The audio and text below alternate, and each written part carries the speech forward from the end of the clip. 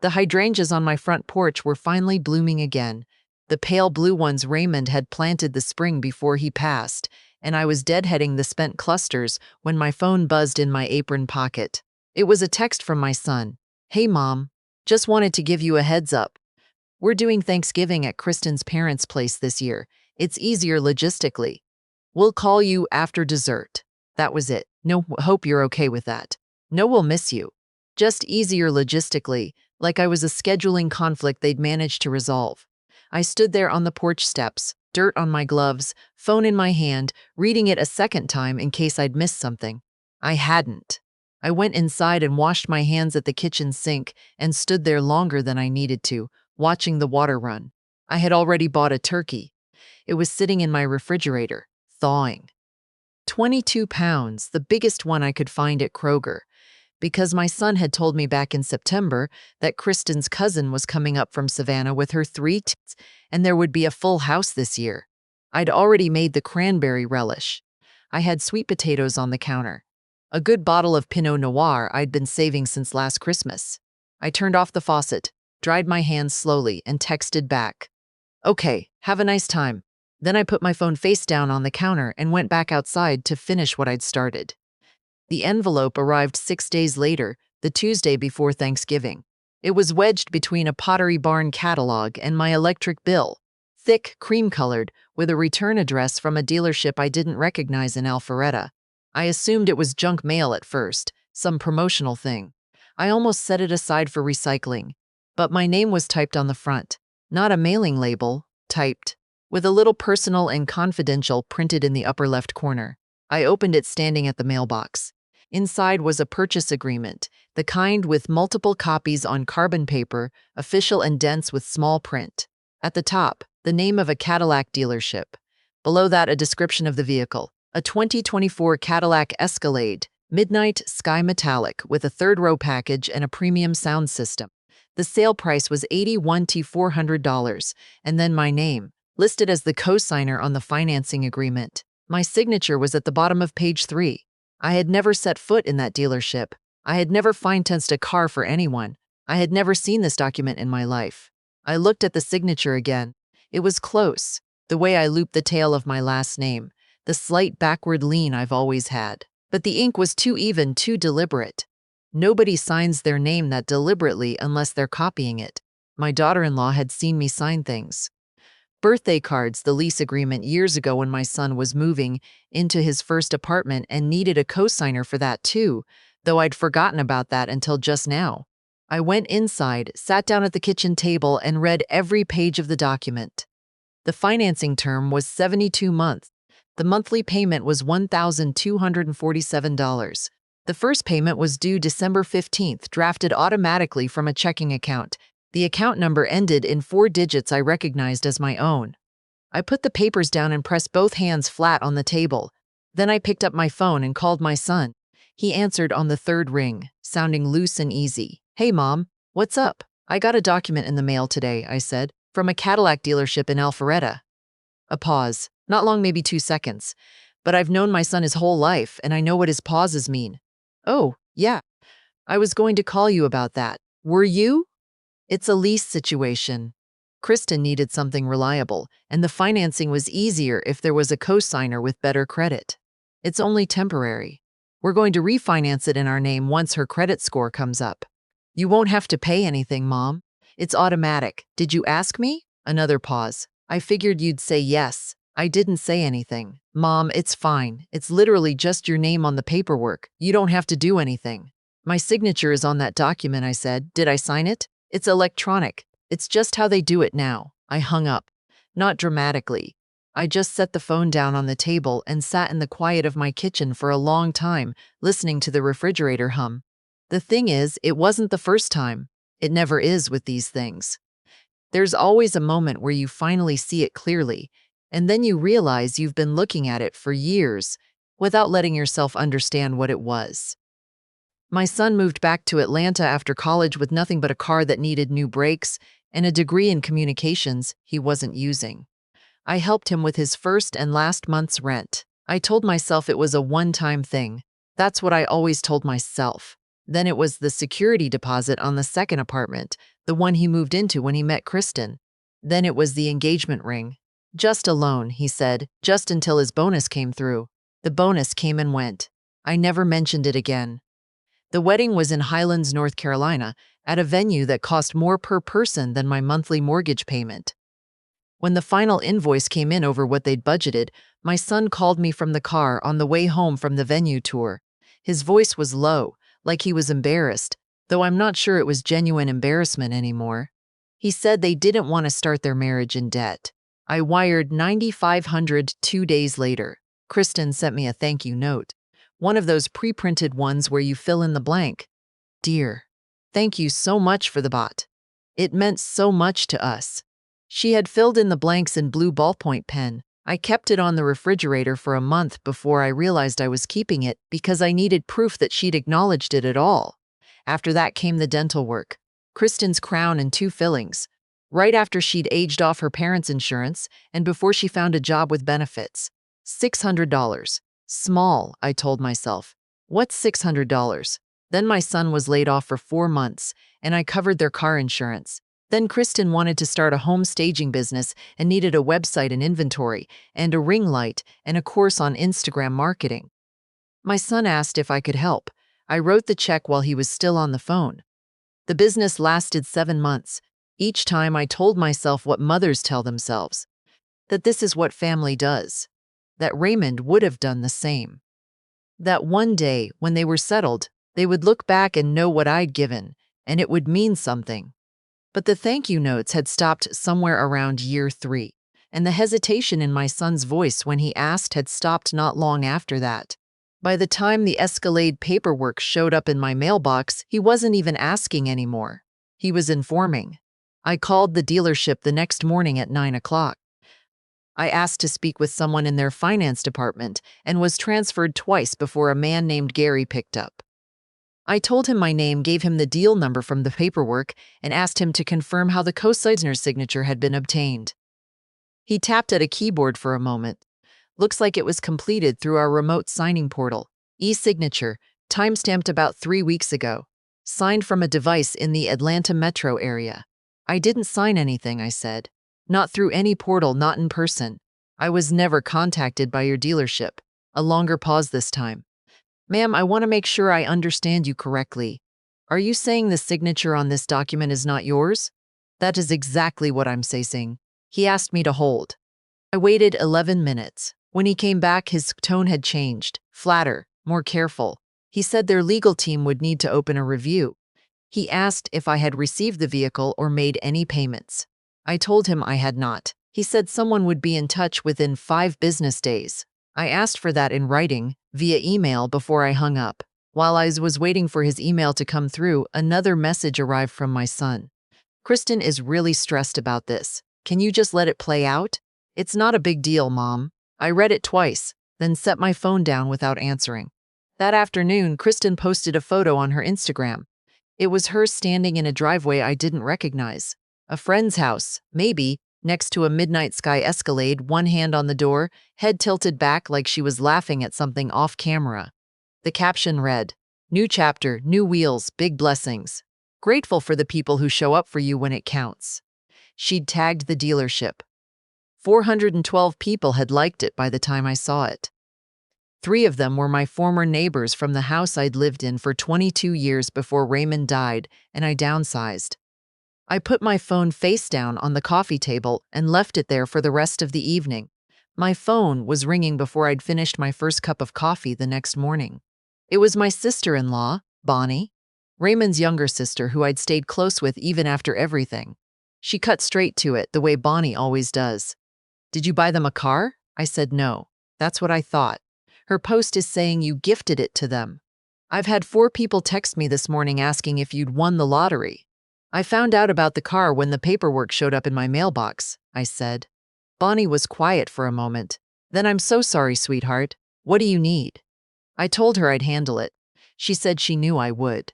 My neighbor 2 doors down, a retired pharmacist named Viv, who I walk with on Tuesday and Thursday mornings, texted me around noon. "Just saw Kristen's post. Wow, an Escalade, that was so generous of you. You okay?" I typed back. It's a misunderstanding. I'll explain when we walk Thursday. Then I opened my laptop and searched for the number for my bank's fraud department. The hold time was 26 minutes. I sat at my kitchen table and waited, the purchase agreement spread out in front of me, a legal pad with notes on my left. When the fraud specialist came on the line, I explained everything from the beginning. The paperwork I hadn't requested, the signature I hadn't given, the account number on the auto draft. She placed an immediate block on any outgoing transfers tied to that account. She flagged it for review and told me I'd need to come into the branch with a government-issued ID and the documents. She also recommended I file a report with the Consumer Financial Protection Bureau and consider a police report, since unauthorized use of a signature to obtain financing is fraud, regardless of the relationship between the parties. I wrote that down word for word. I didn't tell my son what I was doing. I drove to the bank branch on Thursday morning, spoke to the branch manager, showed her the paperwork. She walked me through placing a freeze on all third-party access to my accounts, including any linked emails, any automatic payment authorizations, anything. She also helped me request a full credit report, which I hadn't looked at in over a year. There were 2 other inquiries on my credit from the past 8 months. One from a furniture financing company in Dunwoody, one from a personal loan servicer I didn't recognize. Neither had gone through, but they'd tried. I sat with that information for a moment before I said anything. These were denied, I said. The furniture one was declined due to insufficient collateral on the application, the manager said. The personal loan was abandoned. The application wasn't completed after the initial pull. I thought about that. The Escalade was the one that had landed. The others had been attempts. I thanked her and drove home. That evening, I called a friend of mine from church, a woman named Sonia who'd practiced family law for 30 years before she retired and now served on our county's Elder Financial Abuse Task Force. I'd known her since our kids were in elementary school together, and I knew she'd be straight with me. She listened without interrupting. When I finished, she said, "What you're describing is identity-facilitated fraud. The fact that it's your son doesn't change the legal classification. You have every right to pursue this." "What happens to the car?" I asked. "If the dealership determines the co-signature was obtained without your consent, they can and likely will repossess the vehicle. The financing unravels. Your son and daughter-in-law become solely liable, and depending on what they can qualify for on their own, which based on what you've told me is probably not much, the deal may not survive." "Good," I said. She paused. "You're sure?" "I've never been more sure of anything." The dealership's legal coordinator called me on a Friday afternoon. Her name was John, and she was efficient and kind and clearly uncomfortable. She confirmed that after reviewing the IP address logs and the time-stamped signature data, they had been unable to verify that I had personally authorized the electronic signing. She said the dealership was treating the agreement as potentially fraudulent pending further review, and that they would be initiating repossession proceedings to protect their interests while the investigation was ongoing. She asked if I had any questions. I said no. I thanked her. I made a pot of decaf and sat down at the kitchen table and looked out at Raymond's hydrangeas, which had started to fade now that November was settling in. I thought about the 22 years we'd spent at the big house, the Christmases and Thanksgivings and summer cookouts. The way my son used to follow Raymond around the yard like a shadow, handing him tools he didn't know the names of yet. I wondered when it had shifted, whether there was a single moment or whether it had been so gradual that I'd never had a chance to catch it. My son called that Saturday morning. He didn't say hello. "What did you do?" "I didn't do anything," I said. "I reported a document I didn't sign." "They're taking the car, Mom." "Do you know how humiliating that is?" "Kristen is devastated." "I imagine she is," I said. "She posted that publicly. People know. Her clients know. This is going to affect her business. The business that I helped fund." He went quiet. "I want to be clear about something," I said. "I didn't co-sign that loan. I didn't agree to it. I wasn't asked, and I didn't sign anything. Whatever happens next is a consequence of that, not of me. You could have just let it go. It was one payment a month. You can afford it." I thought about the 22 pounds of turkey in my refrigerator that I donated to the church food pantry the Monday before Thanksgiving. I thought about the Pinot Noir, I'd opened alone on Thanksgiving evening, sharing a glass with Viv, who'd ended up spending the afternoon with me when her own plans fell through. I loved you more than I knew how to say no to, I told my son, and I let that go on too long.